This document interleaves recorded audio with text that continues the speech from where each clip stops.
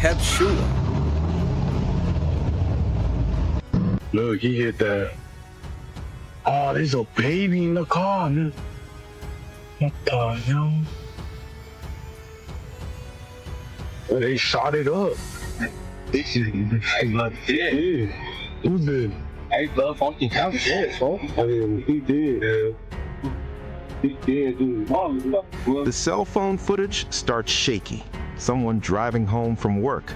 A regular Wednesday, 1:25 in the afternoon. Then the frame steadies. 3 figures, dark clothes, masks, walking, not running, toward a white Chevy sedan parked near a stop sign on the 7900 block of South May Street, Auburn Gresham, Chicago. They raise long guns, and for the next 9 seconds, the audio is something you feel in your chest, round after round after round, over 50 of them, into a car where a 13-month-old girl is strapped into her car seat in the back, holding a lollipop. When the gunfire stops, there's a gap, maybe 2 seconds. The shooters turn. They jog back toward a red Alfa Romeo idling nearby, but they don't leave. The Alfa Romeo pulls forward, lines up in front of the sedan, and they fire again, more rounds, into a car that's already destroyed, into a car where a mother is already dying. Then they're gone. The baby is crying. The lollipop is still in her hand. Shell casings are sitting inside her car seat. She doesn't have a scratch. Her mother, Gabrielle Ayers, 26 years old, is slumped in the passenger seat with bullets through her body. That footage went viral in hours. This is the file on what happened before and after those 9 seconds, and what investigators found when they started pulling threads. Her boyfriend, 27-year-old Devin Draper, known online as Rico Suave, was driving. Everybody watching that footage asks the same thing. Who are the 3 men in masks? Wrong question. The right question is shorter and uglier. How did they know where to find that car? Because 3 men don't step out of a vehicle with long guns in coordinated positions at 1:25 in the afternoon on a residential street unless they already know exactly where their target is sitting. This wasn't a patrol. This wasn't a hunt. They drove straight to the spot. According to unconfirmed reports circulating online, Devin Draper may have posted his location on social media shortly before the shooting. Think about that for a second. If that When this nigga's gonna learn, bro?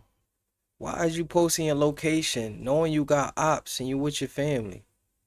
That don't make no sense. If you in the streets, you active in the streets, why are you posting your location at all, for one? But even more, why are you posting it while you with your family? That don't make no sense, bro. If that's true, and investigators are reportedly looking into it, then the killers didn't search. They scrolled. A tagged location, a pinned post, a digital breadcrumb that turned a Wednesday afternoon into an ambush. But here's where it gets messier, because the question after how did they find him is who wanted to find him? And the answer to that lives in a social media trail that goes back over a year. We'll get to that. First, the woman they killed. Gabrielle Ayers, 26, hairstylist, ran her own salon on the South Side. Clients said she made them feel good. Neighbors said she was sweet. Her godfather, Kirk Bell, said she loved that baby more than anything on earth. She wasn't flashy. She wasn't running anything. She was cutting hair during the day and training to become a letter carrier, postal service, government benefits, steady paycheck. That was the plan.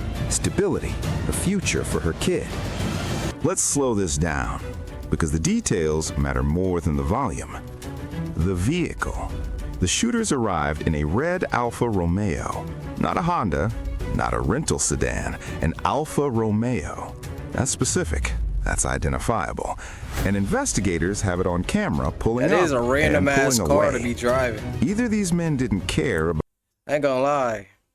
There's not a lot of Alfa Romeos. So for them to find that is easy. Even if it's stolen. How hard is it gonna be to track down an Alfa Romeo? How many Alfa Romeos do you see on a regular basis? about being tracked, or they were confident nobody would talk. Both options tell you something. The approach. 3 men exit. They don't rush. They walk to the white sedan and take positions around it. Multiple angles. This is geometry, not chaos. They knew what they were doing. The first volley. Long guns, not handguns. The witnesses who heard it from blocks away described it as continuous. Hey, that's definitely a Drake. That's definitely a Drake he got.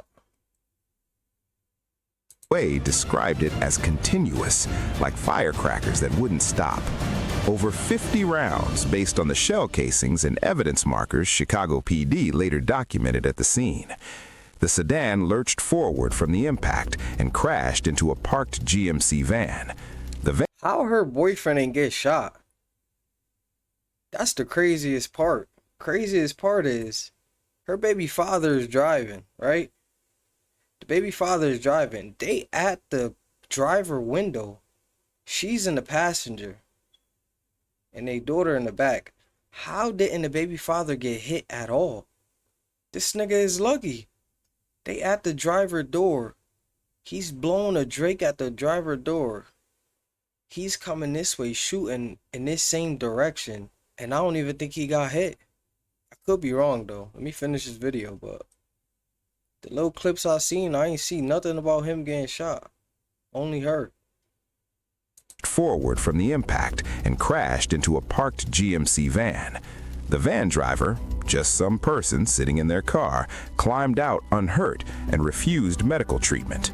Wrong place, nothing else. The second pass. This is the part that separates this from everything else. After the initial barrage, the three men ran back to the Alfa Romeo. It pulled forward, positioned itself in front of the wrecked sedan, and they fired more rounds into the car. That's not a shooting, that's a confirmation. They came back to make sure. The baby, 13 months old, rear-facing, car seat intact. 50-plus rounds went through that vehicle from multiple directions, glass blown out on every side, metal frame shredded. Shell casings were recovered from inside her car seat, inside it, resting against the fabric next to her body. She was holding a lollipop. So if there were shell casings inside her car seat, that means he was shooting back. Ain't no way their shell casing could get inside the car. So that means he was shooting back. Pop when a witness pulled her out, crying, alive, 0 injuries. Devin Draper, Rico, took 2 rounds, 1 in the arm, 1 in the buttocks. He was did get conscious when shot. paramedics arrived, taken to Christ Medical Center in Oak Lawn, listed in good condition, expected to recover. Investigators believe Rico was the intended target. But here's the thing about 50 rounds fired into a car from 3 angles. You don't get to choose who they hit. Gabby wasn't the target. She caught the worst of it anyway. The baby wasn't the target either. She caught nothing. The math on that doesn't make sense. Thank God. The physics of it doesn't add up. And That's yet, crazy. After the shooting, people did what people do. They went to social media, they dug, and what they found didn't solve the case, but it painted a picture that investigators can't ignore. Let's walk the timeline. February 14th, 2025. Almost exactly 1 year before the shooting, Rico posted about texting Gabby to FaceTime him with their daughter.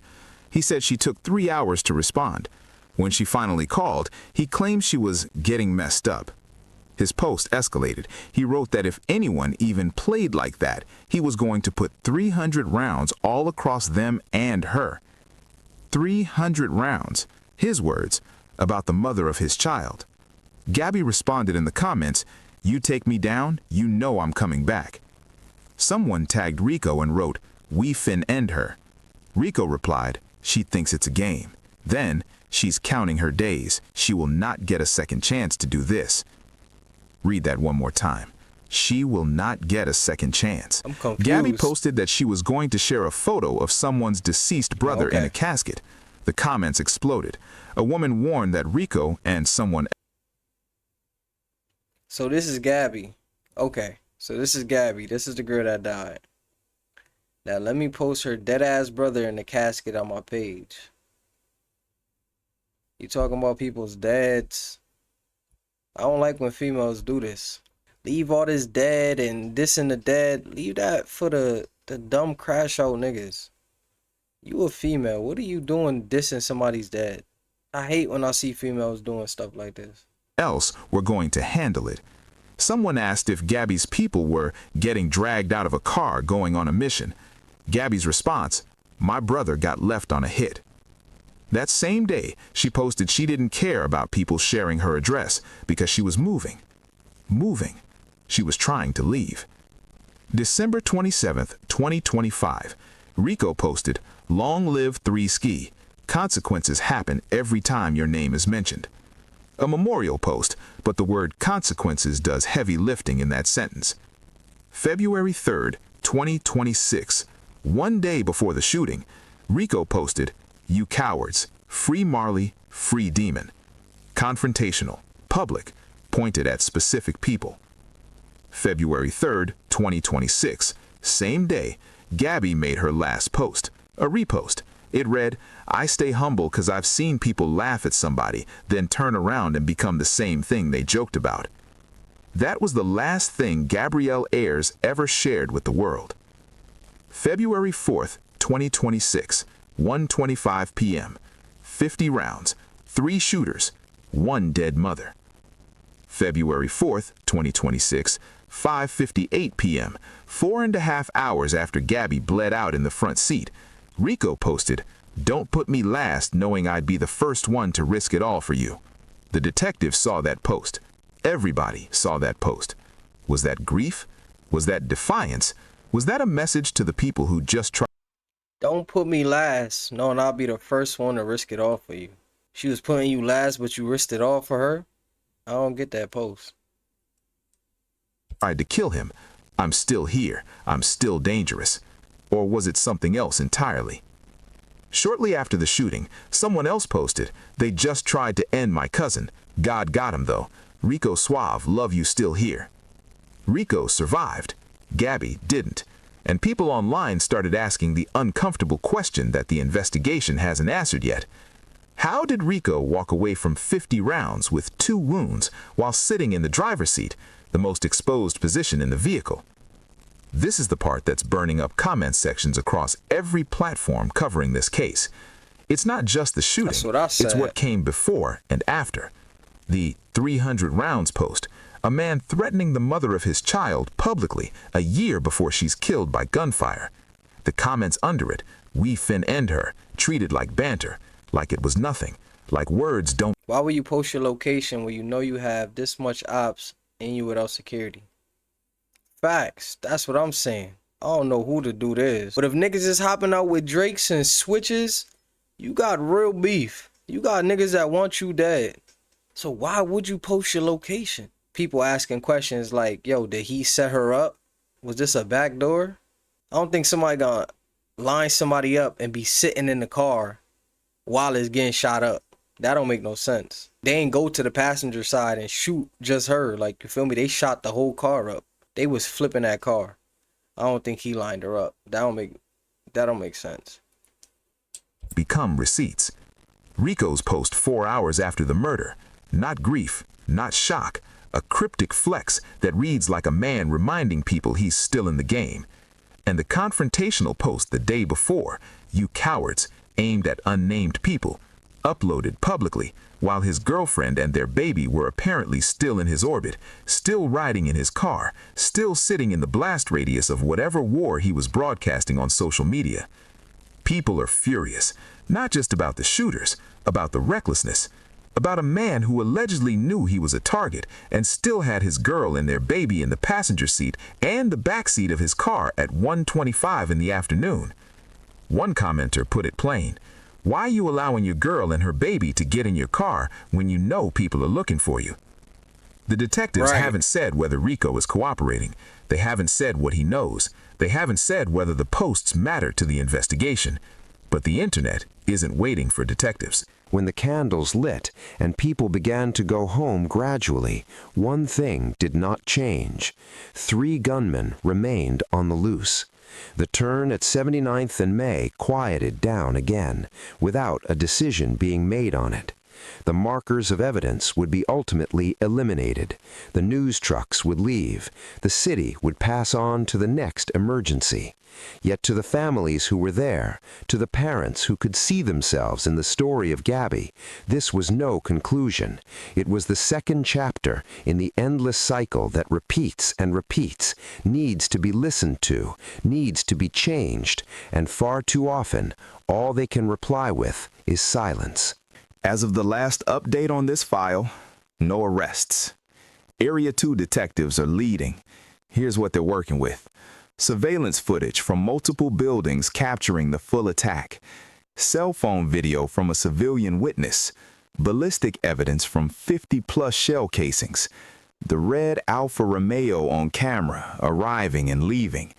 3 suspects in dark clothing with masks and long guns. Cook County Crime Stoppers put up $10,000 for information.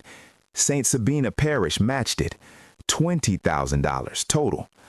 But this is Auburn Gresham, a neighborhood where people know that talking can make you the next vigil, the next file. Here's what sits with me about this case. I ain't gonna lie. Chicago murder rate is so high. The sad thing is, they probably won't even solve this. It's crazy. And it's not the 50 rounds. It's not the masks or the Alfa Romeo. Those are the loud parts, the parts that trend. It's the lollipop. A 13-month-old baby sitting in a car seat, holding a lollipop, while her mother bleeds out 3 feet in front of her. She can't process what happened. She doesn't know what death is. She just knows the world got loud and scary, and the person who always picks her up isn't moving. That baby is going to grow up with a viral video of the worst moment of her life circulating on every platform. Strangers will dissect it for content. That's crazy that's the world we live in, though. It's so many situations like that. Like, kids growing up and they got their parents' worst moment on video. Or their last moments on video. Comment sections will argue about who's to blame.